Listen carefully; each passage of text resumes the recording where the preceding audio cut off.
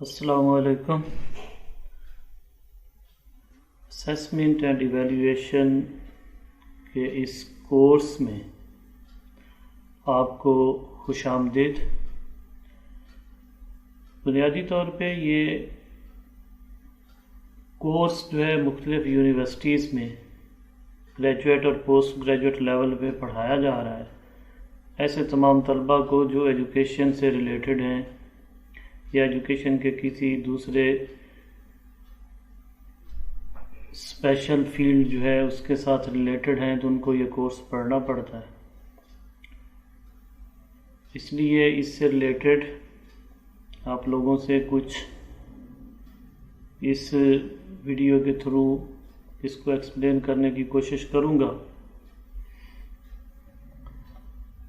उम्मीद है कि ये आपको पसंद आएगा और आपके लिए कुछ आसानी पैदा कर सकेगा।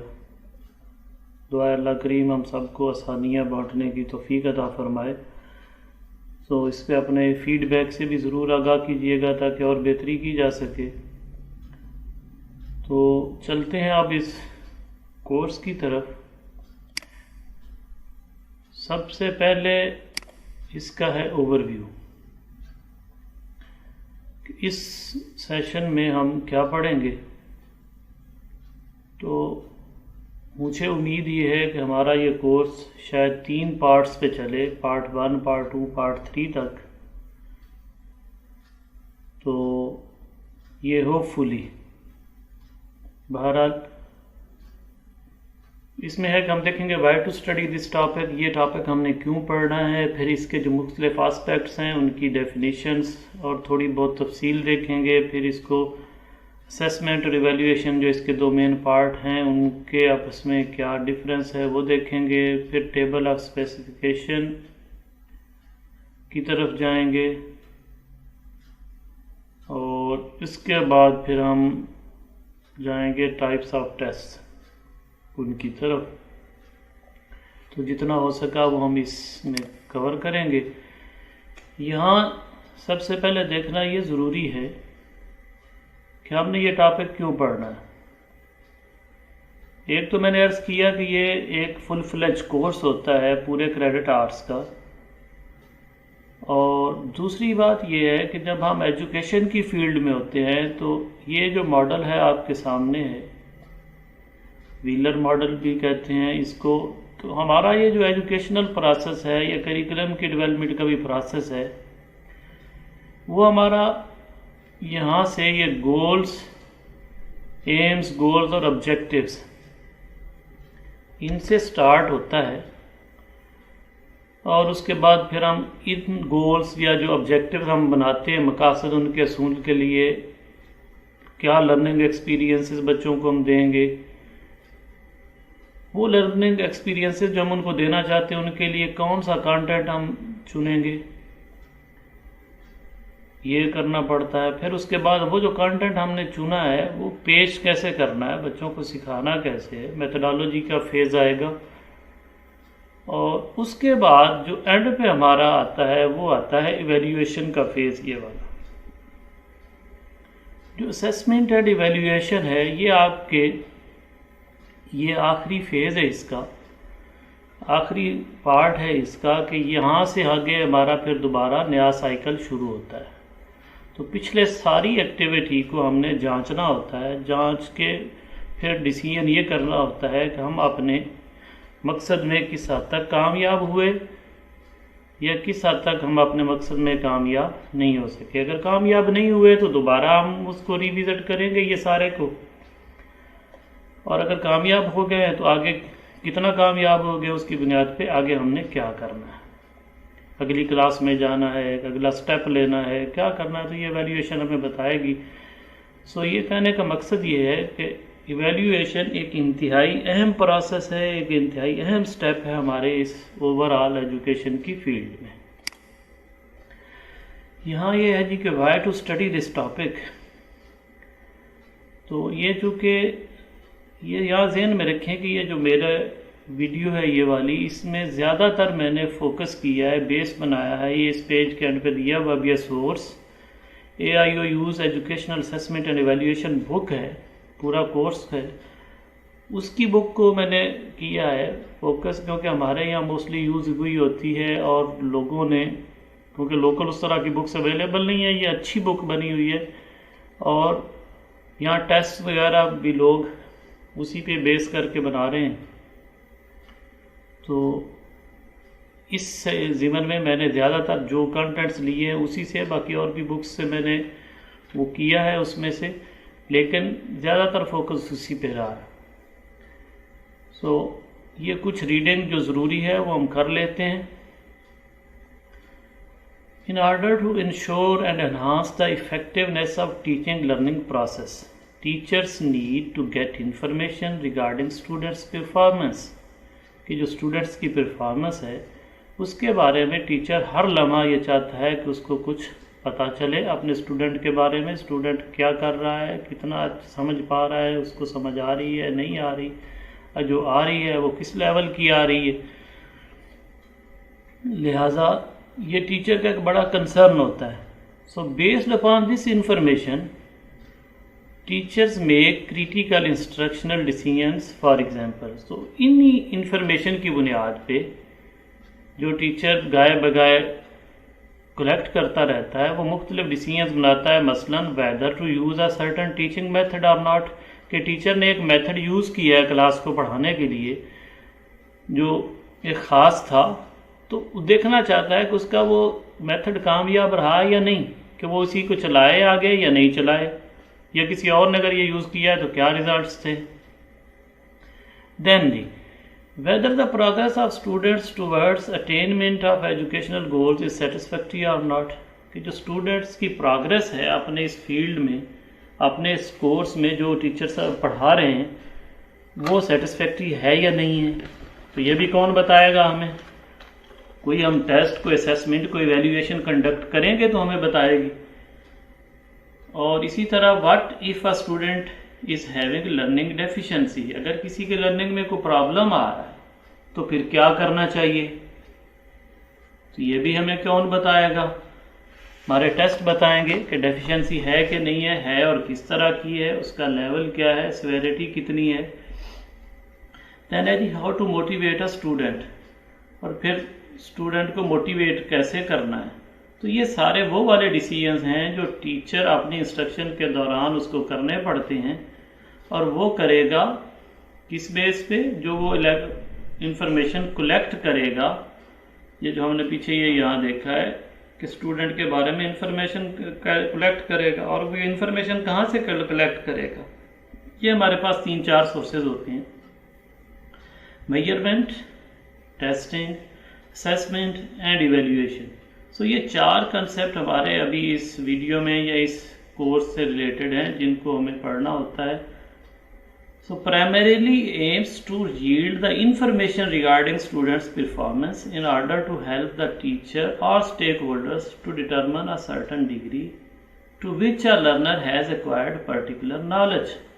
कि ये चारों चीज़ें हमें ये इंफॉर्मेशन असल में बताती हैं स्टूडेंट के बारे में और उसकी परफॉर्मेंस के बारे में, टीचर को भी और बाकी स्टेक होल्डर्स को भी, कि वो क्या करें कि to which learner has acquired particular knowledge, जो है उसने बच्चे ने कितना हासिल किया है, हैज़ अंडरस्टूड पर्टिकुलर कंसेप्ट्स और हैज़ मास्टर्ड सर्टन स्किल, कि कोई ख़ास स्किल जो हम उसको सिखाना चाह रहे थे, कोई कॉन्सेप्ट देना चाहते थे, वो उसने कितना उसमें मास्टरी हासिल की है, वो उस पर कितना अबूर हासिल कर पाया, उसको किस लेवल की समझ आई है। So this information is used to scaffold the next step in the learning process.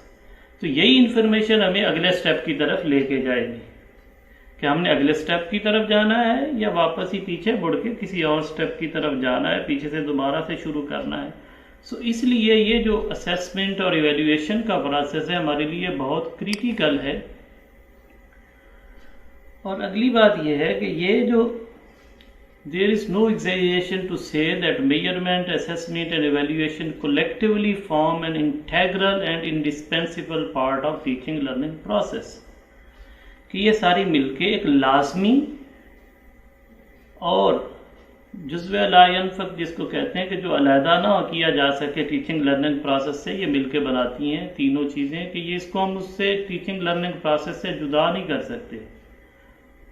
और ये करती क्या है, ये रेड में लिखा हुआ provides comprehensive and objective information through which not only the learning of an individual student is recognised, कि ये हमें कम्प्रीहेंसिव और ऑब्जेक्टिव इंफॉर्मेशन देती हैं।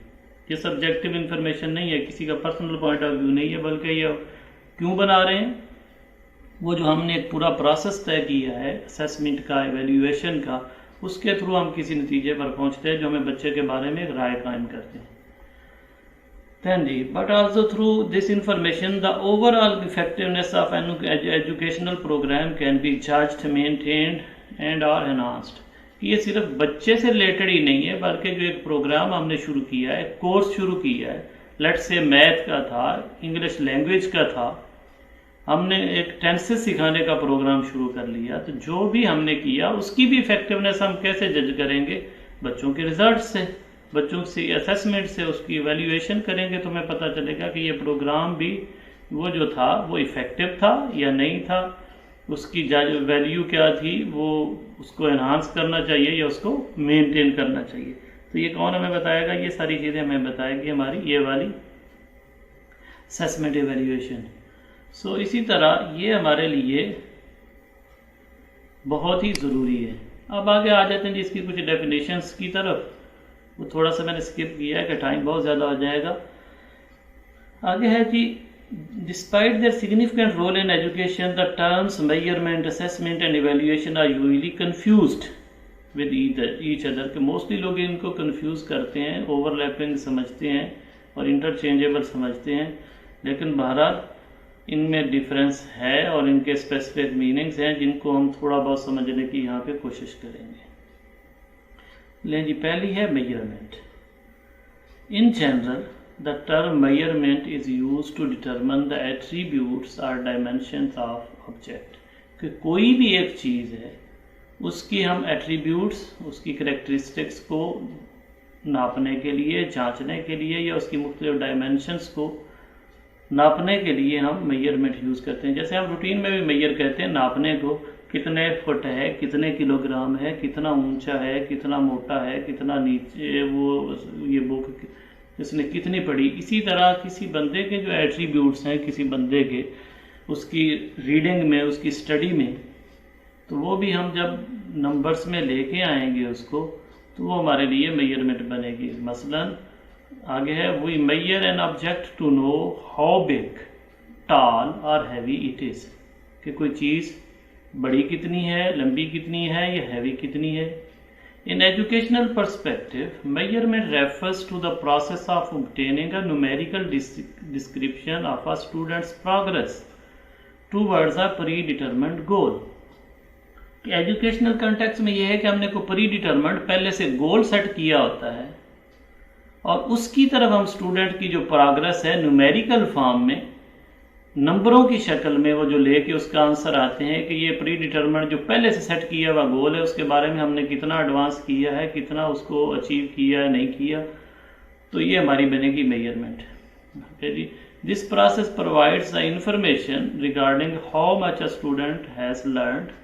Measurement provides quantitative description of a students performance, कि ये स्टूडेंट्स की जो परफॉर्मेंस है उसकी क्वांटिटेटिव नंबर्स की शक्ल में ये हमें डिस्क्राइब करेगी। ये आगे मिसाल है, Rafia solved arithmetic problems out of 40, 23 उसने की है आउट ऑफ 40 में से, तो हमें टोटल का भी पता चला और उसकी अपनी जो उसकी है अचीवमेंट उसका भी पता चला कि उसने 23 रियाजी की जो प्रॉब्लम्स वो की हैं, तो ये मेजर होगी।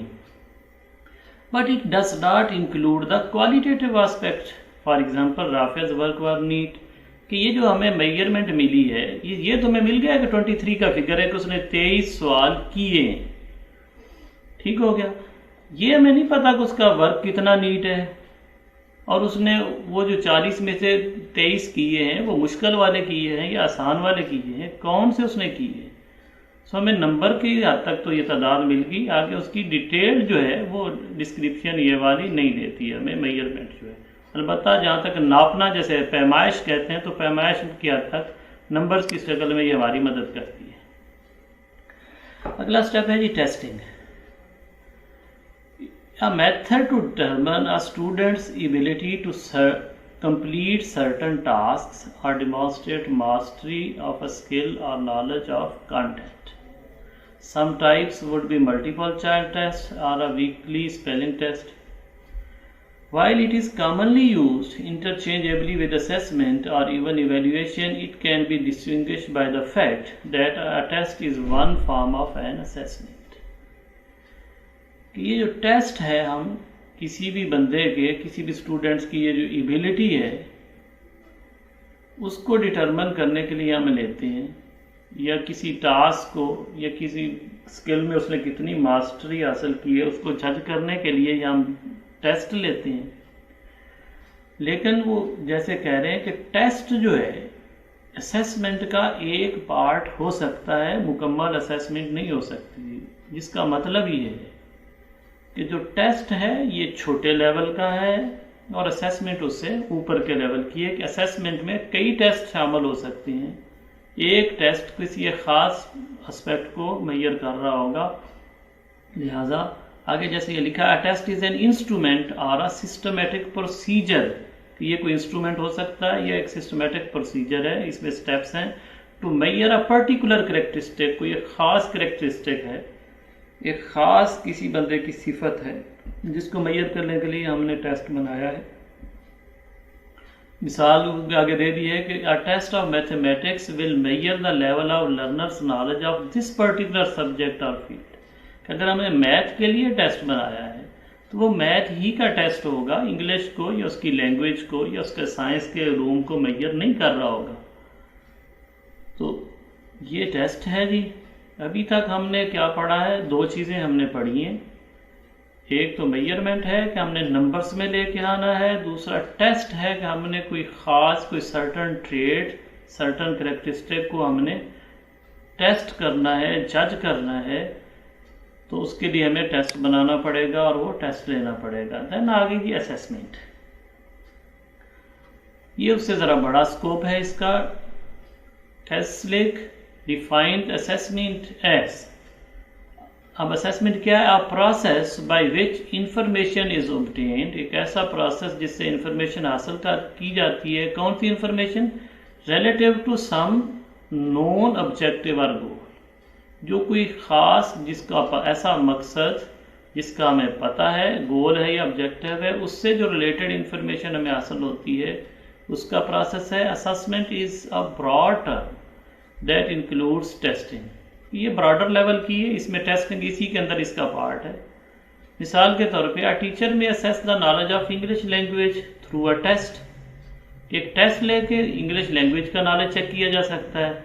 And assesses language proficiency of the students through any other instrument, और उसकी जो लैंग्वेज के अंदर प्रोफिशिएंसी है वो किसी और इंस्ट्रूमेंट के टेस्ट के अलावा कोई और इंस्ट्रूमेंट यूज़ किया जा सकता है।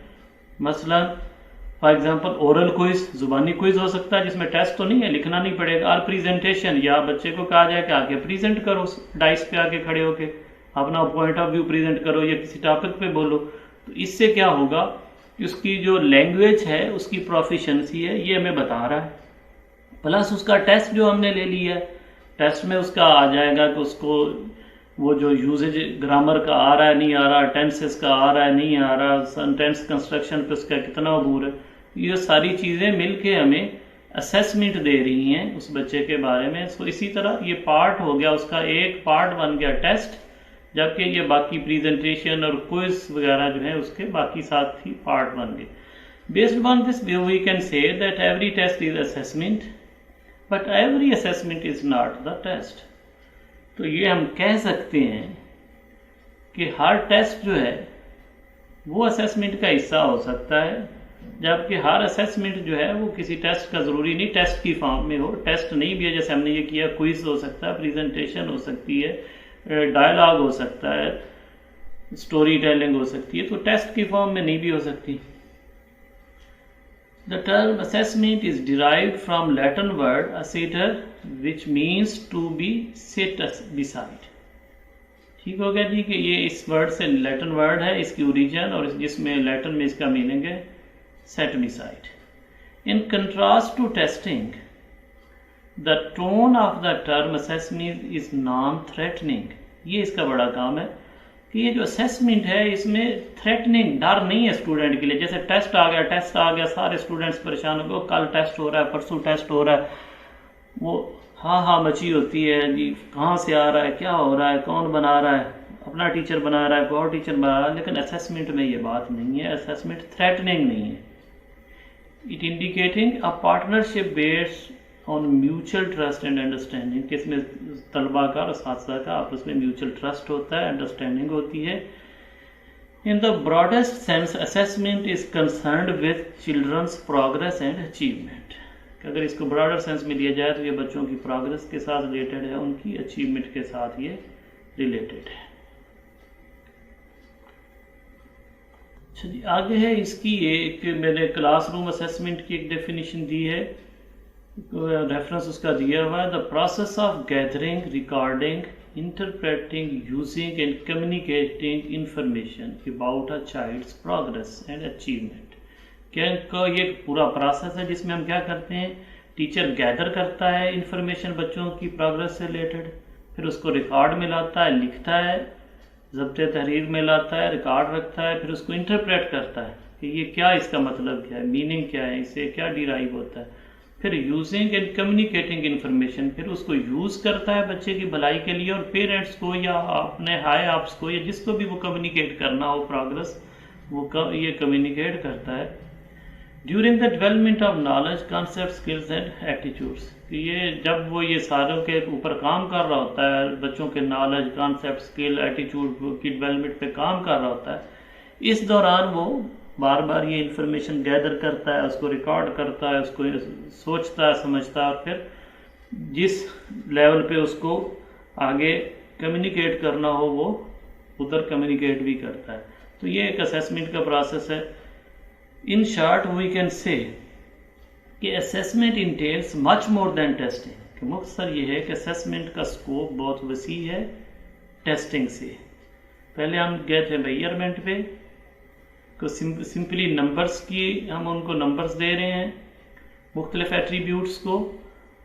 उसके बाद हम गए टेस्टिंग पे कि किसी ख़ास एस्पेक्ट को हमने टेस्ट कर लिया, उसके लिए भले 100 आइटम का भी टेस्ट हो सकता है या 20 पेज का टेस्ट हो सकता है बड़ी क्लासेस में।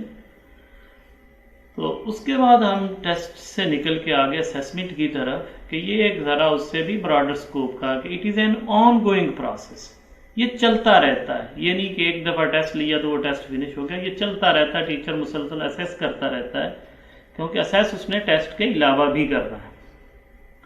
It includes many formal and informal activities, कि इसमें कई फॉर्मल और कई इनफॉर्मल एक्टिविटीज़ शामिल होंगी। फॉर्मल जो बाकायदा एक मुनज़्ज़म तयशुदा उसूल के तहत होंगी, टाइम शेड्यूल के मुताबिक बच्चों को पता होगा। कई इनफॉर्मल भी हो सकती हैं कि बच्चों को बताए बगैर वो उसको देख रहा है।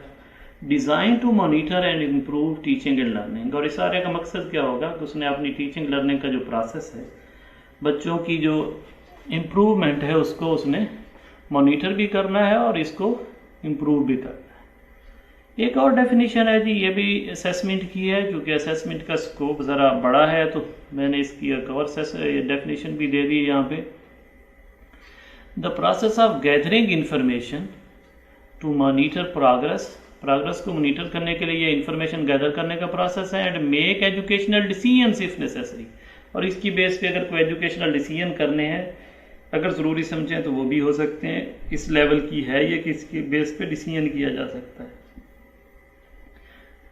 As noted in definition of test, an assessment may include a test. पीछे में हमने बात की थी कि असेसमेंट जो है उसमें तो टेस्ट शामिल हो सकता है, but also includes method such as observation, interview, behaviour monitoring, कि टेस्ट भी शामिल किया जा सकता है और टेस्ट निकाला भी जा सकता है, लेकिन इसमें ऑब्जर्वेशंस भी शामिल हो सकती हैं, इंटरव्यू भी हो सकते हैं और बिहेवियर को मॉनिटर भी किया जा सकता है। तो इस तरह से ये एक कॉम्प्रिहेंसिव पार्ट है हमारा एज कंपेयर टू टेस्ट और मेजरमेंट। ओके जी, नेक्स्ट जो है हमारे पास है इवेल्यूएशन। और इवैल्यूएशन जो है ये इन पिछले सालों से ब्रॉडर टर्म है, इसका स्कोप इन सालों से बड़ा है। टेस्ट भी इसी के अंदर आते हैं, असेसमेंट भी इसी का पार्ट है, मेजरमेंट भी इसी का पार्ट है। बच्चे से रिलेटेड, बच्चे की वैल्यू जजमेंट से रिलेटेड हम कोई भी स्टेप लेंगे, किसी भी तरह की एफर्ट करेंगे ताकि बच्चे के बारे में हम जांच सके, उसके बारे में कोई जानकारी हासिल करें जिस पे कोई डिसीजन लिया जा सके, तो ये वैल्यूएशन के अंदर आएगा। आगे हम इसको देख लेते हैं कि ये आगे है, आथर हैं, इनके मुताबिक क्या है कि evaluation is most complex and least understood term. बड़ा कॉम्प्लिकेटेड भी है और लोग इसको समझते भी कम है, जितना आसान समझा जाता है उतना है नहीं। Hopkins and Antis defined evaluation as continuous inspection of all available information in order to form a valid judgment of students' learning। कि ये कंटिन्यूस इंस्पेक्शन है और जितनी तरह से अवेलेबल इंफॉर्मेशन, वो टेस्ट से हो, वो असेसमेंट से हो, वो जिस भी तरह से इंफॉर्मेशन है, क्या करनी क्यों ये सारा कुछ, to form a valid judgement, एक ऐसी जजमेंट स्टूडेंट की लर्निंग के बारे में और प्रोग्राम की इफेक्टिवनेस के बारे में हम बनाना है, ऐसा जजमेंट देनी है, ज़हन बनाना है, ऐसे नतीजे पे पहुंचना है जो वैलिड हो, जो मौजू हो, जो मुनासिब हो, बेतुका ना हो। The central idea is evaluation is value. किसका सेंट्रल है? वैल्यू, कि वैल्यू जजमेंट करनी है, किसी की कितनी वर्थ है वो पूरे प्रोग्राम की। When we evaluate a variable, we are basically judging its worthiness, appropriateness, and goodness. Evaluation is always done against a standard, objectives or criterion. कि evaluation का एक खासा ये है कि ये जब भी होगी किसी सर्टन स्टैंडर्ड के अगेंस्ट होगी। पहले से स्टैंडर्ड हमने बनाया होगा, उसके साथ हमने रख के देखना है, देखें जी इस तरह का ये हुआ है या नहीं हुआ, बस इसने 100% नंबर हासिल किए हैं या नहीं किए। या एक बच्चा था पहले हमारे पास अली, जिसने बहुत अच्छा रिकॉर्ड बनाया किसी भी सब्जेक्ट में, तो हम सारों कहेंगे कि ये अली जैसा हुआ है नहीं हुआ, अली से कितना आगे है कितना पीछे है, तो एक स्टैंडर्ड हम बना लेंगे कोई भी। या फिर ऑब्जेक्टिव्स, कि एजुकेशनल के प्रोग्राम के शुरू में जो ऑब्जेक्टिव डिफाइन किए थे हमने कि इस प्रोग्राम का, इस स्टडी का मकसद क्या है, क्या वो हासिल हुआ या नहीं हुआ, तो ये भी पहले से सेट स्टैंडर्ड है हमारे पास। और क्राइटेरियन या कोई क्राइटेरिया पहले से हमने बनाया हुआ है, तो इसके अगेंस्ट हमेशा वैल्यू जजमेंट होती है कि वो जो हमने पहले से एक बनाया था वो उसके मुताबिक ये चीज़ अभी तक हासिल हुई है या नहीं, हमारी जो सारी एफर्ट्स थी वो रायगा गई या वो फ्रूटफुल साबित हुई। In teaching learning process, teachers made students evaluations that are usually done in the context of comparisons between what was intended. ये टीचर मेड होती हैं और स्टूडेंट की इवैल्यूएशन जो टीचर करता है, तो वो व्हाट वाज इंटेंडेड मीन जो हमारा हमने क्या हासिल करना था, हमारा ऑब्जेक्टिव क्या था उसमें, लर्निंग में, प्रोग्रेस में, बिहेवियर में, कि लर्निंग कैसी हम करना चाहते हैं, प्रोग्रेस कैसी लेना चाहते हैं, बिहेवियर उसका कैसा करना चाहते हैं। एंड व्हाट वाज ऑब्टेन्ड, कि एक साइड पे रख लेते हैं कि इसने अचीव क्या कर लिया है, और एक हाथ पे हम दूसरा रख लेते हैं कि इंटेंडेड क्या था, हमने ज़हन क्या बनाया था, क्या हासिल करना है, और दूसरी साइड पे हम रख लेते हैं तो हासिल हो क्या गया। ऑब्टेन्ड और इंटेंडेड के दरमियान हम यहाँ पे फिर कंपैरिजन करते हैं, ये वाला कंपैरिजन, कि हमारा जो मकासद थे वो हासिल हुए या नहीं हुए। तो ये इवैल्यूएशन का स्कोप है, और इवैल्यूएशन हर तरह के बाकी रिसोर्सेज को इस्तेमाल करेगी, उसमें टेस्ट भी आएगा, असेसमेंट भी आएगी, मेजरमेंट भी आएगी।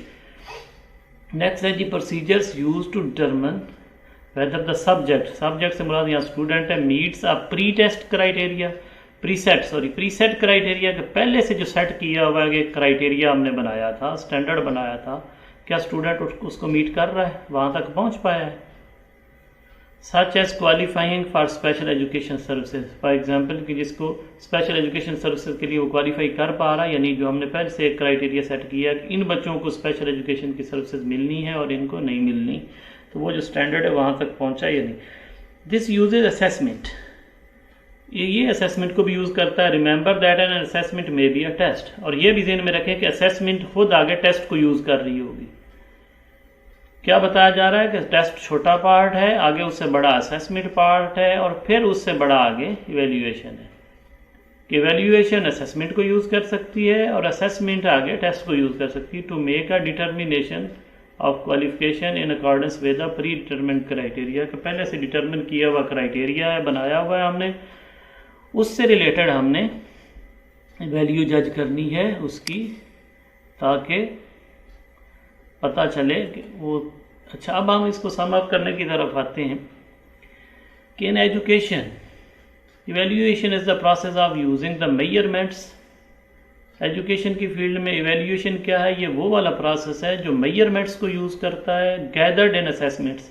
असेसमेंट्स के दौरान मेजर में भी हम करते हैं, कोई भी चीज़ हम उसकी असेस कर रहे हैं, लैंग्वेज की प्रोफिशेंसी है, मैथ की प्रोफिशेंसी है, साइंस की उसकी प्रोफिशेंसी है, उसकी साइंस के वो डायग्राम्स बनाने की है, उसके प्रैक्टिकल्स की है, तो हम मेजर कर रहे हैं, साथ नंबर्स भी लगा रहे हैं।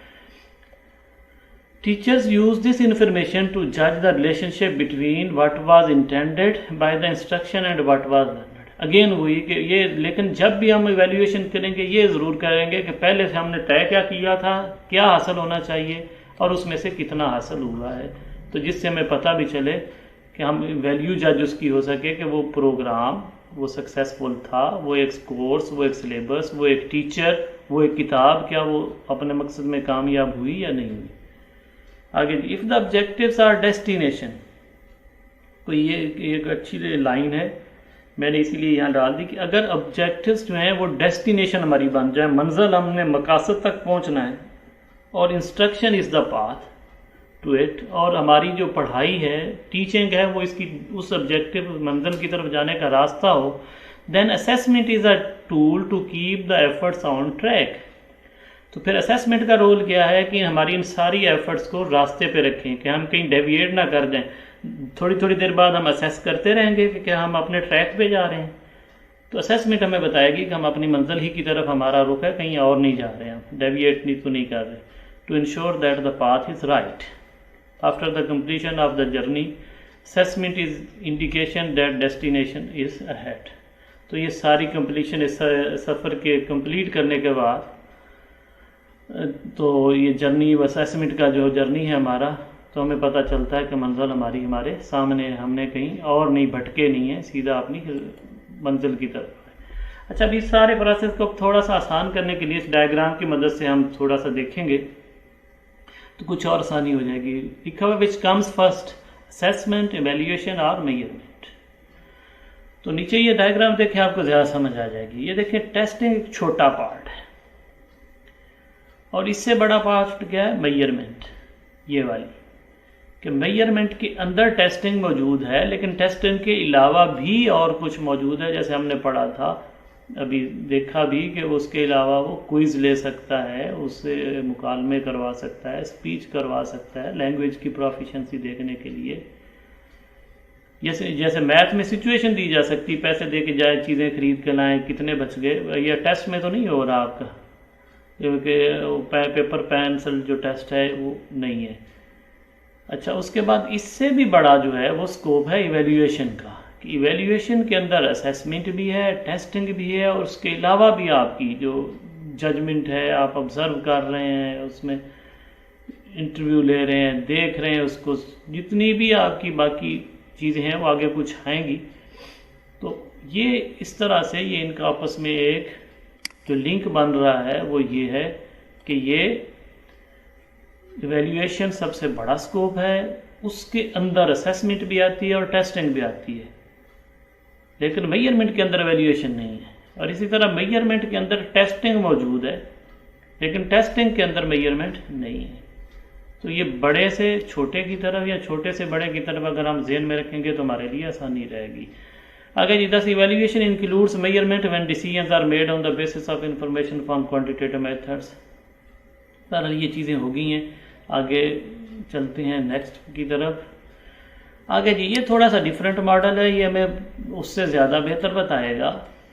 ये देखें जी, इवैल्यूएशन का स्कोप है, यहाँ नंबर भी देखिएगा, नंबर 1 है ये एरिया जिसमें सिर्फ इवैल्यूएशन है। नंबर 2 में एक सर्कल है मेजरमेंट का, और नंबर 2 वाले में क्या है? ये मेजरमेंट का सर्कल है, और लेकिन ये इवैल्यूएशन के अंदर भी मौजूद था। ये वो वाली मेजरमेंट है, जैसे इवैल्यूएशन हमने कहा था बड़ी है, तो मेजरमेंट उसी के अंदर है। देन 3 नंबर पे है टेस्ट, लेकिन ये टेस्ट वो वाला है जो मेजरमेंट के अंदर भी आया है और इवेल्यूएशन के अंदर भी आया है। चौथा पार्ट है नंबर है टेस्ट ही का। फोर्थ एरिया जो है ये टेस्ट ही लिया है हमने, लेकिन ना ये मेजरमेंट के अंदर तो इधर आया है, इवेल्यूएशन के अंदर नहीं आया। इसी तरह एक पांचवा पार्ट है मेजरमेंट का एरिया का, लेकिन मेजरमेंट के अंदर तो मौजूद है, लेकिन ये वाला इवेल्यूएशन के अंदर हमने कुछ मेजर तो किया, लेकिन हमारी इवेल्यूएशन के साथ इसका कंसर्न उस तरह से नहीं था। ये मॉडल है कौन सा वो भी लिखा हुआ है, लेकिन अब इसकी थोड़ी सी डिटेल नीचे समझेंगे तो आपको इसकी काफ़ी समझ आ जाएगी, उम्मीद करता हूँ। नंबर 1 जी, नंबर 1 का जो एरिया है ये वाला जो है जिसमें इवेल्यूएशन तो है ये वाला, उसमें क्या इवेल्यूएशन नॉट इन्वॉल्विंग इधर टेस्ट और मेजर्स, कि ये ऐसी इवेल्यूएशन है जिसमें ना तो टेस्ट इन्वॉल्व इस एरिया में, देखिए ना टेस्ट है ना मेजर्स हैं, मेजरमेंट भी इसमें इन्वॉल्व नहीं है। For example the use of qualitative description, कि हम क्वालिटेटिवली किसी को डिस्क्राइब कर रहे हैं of students performance for diagnosing learning problems, कि ना हमने उसका वो उस तरह से टेस्ट लिया है ना हमने उसके मेजर्स कैलकुलेट किए, हम क्वालिटेटिवली उसको डिस्क्राइब कर रहे हैं पैराग्राफ की शक्ल में, या उसके बारे में कोई एक अपनी डिस्क्रिप्शन पूरी दे के हम बता रहे हैं। तो ये भी इवेल्यूएशन का एक तरीक़ेकार है। तो इस तरह ये ऐसी वाली इवेल्यूएशन हुई जिसमें हमने ना तो कोई टेस्ट कंडक्ट किया है ना और हमने कोई उसमें कोई मेजरमेंट्स लिए हैं। दूसरा एरिया ये वाला जो है a non test measure for evaluation, कि ये देखें इसमें भी इतने एरिए में ये वाला जो है उसमें क्या है टेस्ट नहीं है। For example teacher ranking used for assigning grades, कि टीचर जो रैंकिंग बच्चों की करता है उनको मुख्तलिफ ग्रेड्स में लेके जाने के लिए ज़रूरी नहीं है कि वो टेस्ट की बेस पे हो। टीचर्स की अपनी जो मेजरमेंट है किसी और तरह की उसने मेजर की होगी, उन मेजरमेंट्स की बुनियाद पे वो बच्चों को, वो मिसाल के तौर पे वो लंबे बच्चे एक साइड पे कर दिए हैं, दरमियाने छोटे कद वाले एक साइड पे कर दिए, तो वो जो उसने एक ये मेजर्स की हैं, मेजरमेंट्स की बुनियाद पे उसने ये बच्चों को ग्रेड असाइन कर दिए कि आपका ये ग्रेड, आप ये ग्रुप है, ये बी ग्रुप है, सी ग्रुप है, इस तरह से। एरिया नंबर 3 जी, test used for purposes of evaluation, कि ये वाला जो टेस्ट है ये वाला पार्ट इवेल्यूएशन के लिए, तो जैसे ये वाली मेजरमेंट थी या ये वाला टेस्ट भी इवेल्यूएशन के लिए यूज़ हो रहा है। For example the use of an achievement test to determine students progress, student की प्रोग्रेस को डिटरमन करने के लिए जो टेस्ट लिया है वो टेस्ट हमें नंबर्स भी दे रहा है कि कितने फीसद लिए हैं इसने, कितने नंबर्स लिए हैं, कितनी इसकी वो रैंक्स हैं, उसमें परसेंटाइल क्या है, और इवेल्यूएशन भी हमें वो प्रोवाइड कर रहा है, टेस्ट भी हो रहा है। तो ये जो है ये वाला एरिया मेजरमेंट के अंदर भी आ रहा है यहाँ से, और आगे इवेल्यूएशन के अंदर भी आ रहा है। तो टेस्ट की ये फॉर्म भी हो सकती है जो सारों के लिए क्वालिफाई करेगी। अब उसके बाहर वाली देखते हैं जी, ये फोर्थ एरिया जो है a non evaluative use of test and measures for research purpose, कि ये टेस्ट जो हैं, टेस्ट तो है लेकिन ये है कि बच्चे की परफॉर्मेंस के लिए उस तरह से ये नहीं लिया गया, बल्कि ये तो रिसर्च की पर्पस के लिए लिया गया। तो इसमें बच्चे की इवेल्यूएशन नहीं है, वो रिसर्च की वजह से हमने कंडक्ट किया और उसका पर्पस ही रिसर्च है, उससे बच्चे की इवेल्यूएट करना मकसूद नहीं था कि उसकी इवेल्यूएशन करके हम उसको क्लास दें या उसकी बेहतरी लेके आए। वो एक रिसर्च थी। For example the use of a proficiency test as the criterion in second language acquisition research, second language acquisition की रिसर्च है, उसमें उसने प्रोफिशिएंसी टेस्ट एक लिया है, लेकिन उस क्लास से रिलेटेड उसका कोई कंसर्न नहीं बन रहा। देन है जी फिफ्थ एरिया, पांचवा एरिया, कि मेजरमेंट ली है और मेजरमेंट में उसने ये आगे उसमें टेस्ट भी इंक्लूड हुआ है कि नॉन इवेल्यूएटिव नॉन टेस्ट, कि टेस्ट भी उसने इस एरिया में शामिल नहीं है और मेजरमेंट है, लेकिन इवेल्यूएशन ना तो इवेल्यूएशन का दायराकार वहाँ तक जा रहा है ना टेस्ट का दायराकार वहाँ तक जा रहा है। ये बाहर वाला जो पांचवा पार्ट है। तो for example assigning code numbers to subjects in second language research according to native language, कि कोड्स लगा दिए हैं मुख्तलिफ चीज़ों के, राइटिंग के, रीडिंग के, उसकी और किसी प्रोफिशेंसी का code 1, code 2, code 3, code 4, number तो हमने दे दिए, मैयर तो हमने कर लिया है, 1 है, 2 है, 3 है, लेकिन उस तरह से अभी तक हमने ना तो उसका कोई टेस्ट लिया है, वो तो सिर्फ हम कोड देख के बता रहे हैं कि ये कौन सी लैंग्वेज बोलता है, सेकंड लैंग्वेज है, सेकंड लैंग्वेज कौन सी है इसकी, हिंदी है, पर्शियन है, उर्दू है, इंग्लिश है। तो अगर हम ये उनको नंबर दे रहे हैं, कोड असाइन कर रहे हैं, तो ये मैयर तो हो गया, हमने नंबर दे दिए उसको, लेकिन उसके लिए हमारा ना तो हमने इसका अभी तक ही उसका कोई टेस्ट बनाया, तो वो तो ऑलरेडी मौजूद है, और ना वो एवेल्यूएशन के हमारे ज़ुमरे में आ रही है। तो इस तरह से हमने ये कोशिश की, जो पिछली थी इस वाले की भी हमने वो जो रहती थी कसर कि ये टेस्टिंग सबसे स्मॉलर पार्ट है, उससे बड़ा मेजरमेंट, मेजरमेंट के अंदर टेस्टिंग भी शामिल है, और फिर इवैल्यूएशन, इवैल्यूएशन के अंदर मेजरमेंट भी है और टेस्टिंग भी है। तो ये अब इनका एक है आपस में कंपैरिजन है, देख लें इसको वर्सेस रख के कि क्या क्या फ़र्क पड़ता है असेसमेंट और इवैल्यूएशन का। कि टाइमिंग के लिहाज से अगर डायमेंशन देखा जाए तो जो असेसमेंट है वो फॉर्मेटिव होती है, जबकि इवैल्यूएशन है सम्मेटिव होती है। सम्मेटिव है जो एंड पे जाके की जाए, प्रोग्राम के एंड पे इवैल्यूएट किया जाता है। फॉर्मेटिव है प्रोग्राम के दरमियान में की जाती है ताकि प्रोग्राम को मॉडिफाई किया जा सके, बेहतर किया जा सके। तो अपनी नेचर के हिसाब से ये है कि ये टाइमिंग जो है किस टाइम ये होती है, ये दरमियान में चलते चलते साथ, और ये एंड पे। फोकस ऑफ मेजरमेंट क्या है जी, प्रोसेस ओरिएंटेड है कि प्रोसेस के दौरान होता है। ये प्रोडक्ट ओरिएंटेड है, जब प्रोडक्ट पूरी तैयार हो चुकी है, बच्चा एक पूरे साल पढ़ चुका होता है, अपना सिलेबस पूरा कर चुका होता है, तो फिर होती है, जबकि ये दरमियान में होती है। अच्छा जी, relationship between administrator and recipient जी, कि जो ये टेस्ट कंडक्ट कर रहा है और जिस पे हो रहा है उनके आपस में रिलेशनशिप कैसा है, रिफ्लेक्टिव है कि ये आपस में रिफ्लेक्शन करते हैं। एक रिफ्लेक्टिव होता है, जबकि ये वाला प्रेस्क्रिप्टिव होता है कि जो प्रेस्क्राइब कर दिएगा पहले से, जो एक बता दिएगा उसी के अकॉर्डिंगली बिहेव करना पड़ेगा। फाइंडिंग्स एंड यूजेस, इसकी फाइंडिंग्स क्या हैं जी, ये तो डायग्नोस्टिक है अपनी मूड में या अपनी नेचर में, कि इससे डायग्नोज किया जाता है कि कोई प्रॉब्लम तो नहीं है, उस प्रॉब्लम को बेहतर कैसे किया जा सके। और ये जजमेंटल है, ये तो एंड पे जाके जैसे कहा कि ये कोई सक्सेस था या नहीं सक्सेस था, या डिटेल्ड भी होंगी तो एंड पे कि इसमें क्या क्या कमियां रहेंगी, लेकिन ये दरमियान में नहीं है। डायग्नोसिस तो जैसे हम बीमारी का करते हैं फ़ौरन उसका इलाज शुरू हो जाता है, ये जाके लंबे प्रोसेस पे वैल्यू जजमेंट होती है। मॉडिफाइबिलिटी ऑफ क्राइटेरिया मैयर से, ये फ्लेक्सिबल है, ये फिक्स्ड है। इसमें कोई फ्लेक्सिबिलिटी है कि हम चेंज करते हैं, चूँकि ये क्लास के दौरान, ये साल के दौरान या उस प्रोसेस के दौरान होता है, तो उसको टीचर की मर्ज़ी है, वो उसमें फ्लेक्सिबिलिटी होती है, उसको चेंज किया जा सकता है। जबकि ये फिक्स्ड एक मोड है, वो जो भी बनेगा सारों के लिए, और प्री सेट है वो पहले से क्राइटेरियन। अच्छा जी, ये स्टैंडर्ड ऑफ मेजरमेंट एब्सोल्यूट है, इंडिविजुअल बेस्ड है ये, और ये कंपैरेटिव है कि ये हमने जैसे पहले एक स्टैंडर्ड किया है, सेट किया, उसके साथ कंपेयर करेंगे, तो ये इंडिविजुअल की अपनी है परफॉर्मेंस। जबकि ये एक सेट स्टैंडर्ड है पहले से बना हुआ, जो हमारे ऑब्जेक्टिव हो सकते हैं कि वो वाले अचीव हुए या नहीं हुए, उस लेवल तक बंदा पहुंचा है या नहीं।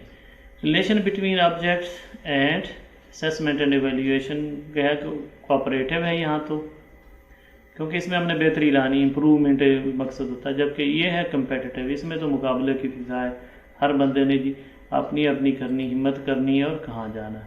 सो जो पहला वाला है हमारा, हम यहाँ तक कंप्लीट करते हैं। पार्ट 2 जो है वो अलग से हम इससे आगे चलेंगे कि इन सारों की थोड़ी थोड़ी जो है मुख्तसर सी डिटेल की तरफ जाएंगे।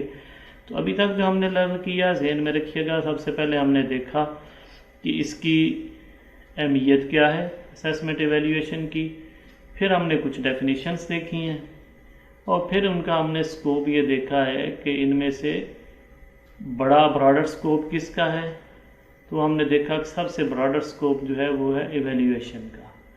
अब इवैल्यूएशन क्या करेगी, उससे अगला स्कोप है, उससे लोअर जो स्कोप है वो है असेसमेंट का, कि वो असेसमेंट जो है वो होगी, और असेसमेंट का पार्ट बन सकती है टेस्ट, और मेजरमेंट्स भी इवैल्यूएशन में आएंगी। सो ये हमारे पास अब तक जो हमने ये किया है, अपनी एफर्ट की है, उसमें हम इस नतीजे तक पहुँचे हैं कि हमारे पास जैसे हमने ये पीछे ये देखा था, टेस्टिंग है, फिर मेजरमेंट है, फिर इवैल्यूएशन है, तो ये ब्रॉडर स्कोप है इसका। तो बाकी इंशाल्लाह हम फिर एक अगली वीडियो में मिलते हैं ये मुख्तसर वक्फे के बाद। तो उम्मीद करता हूँ कि ये कॉन्सेप्ट यहाँ तक जो है आपको कुछ क्लियर हुए होंगे कि हम क्यों करते हैं असेसमेंट इवेल्यूएशन और इसके फ़ायदा क्या है और इसके फिर इनमें डिफरेंस क्या है, जो टर्म्स यूज़ होती हैं उनमें क्या डिफरेंस है। Thank you very much.